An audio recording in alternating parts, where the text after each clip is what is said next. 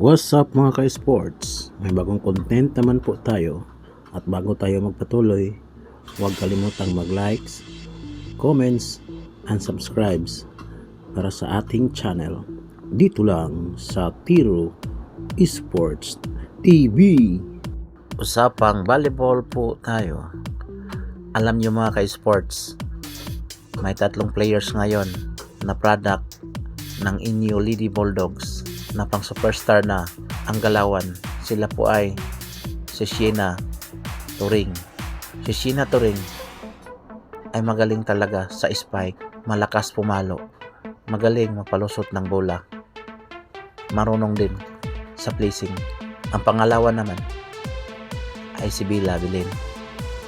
Si Bila Bilin naman, yung serbisyo niya para ng bomba kasi ang lakas magserbisyo. Tapos pag nakakuha na naman ng magandang set, ang lakas pumalo, marunong din sa placing at magaling din mag-set. Pangatlo, Alyssa Solomon. Alyssa Solomon, kung palo lang pag-usapan, yun ang specialty niya. Malakas talaga pumalo.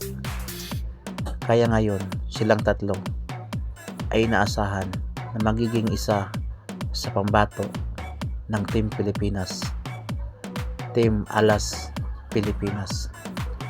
Isa sila sa inaasahan na magiging haligi at bala para sa kompetisyon sa iba't ibang larangan.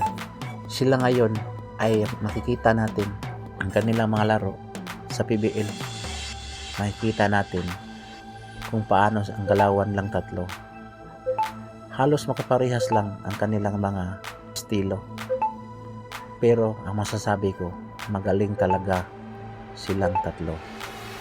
Kaya i-credit natin ang programa ng Inyo Lady Bulldogs Volleyball. Hanggang dito na lang. Maraming salamat po. Shout out new subscriber, The Dreamer.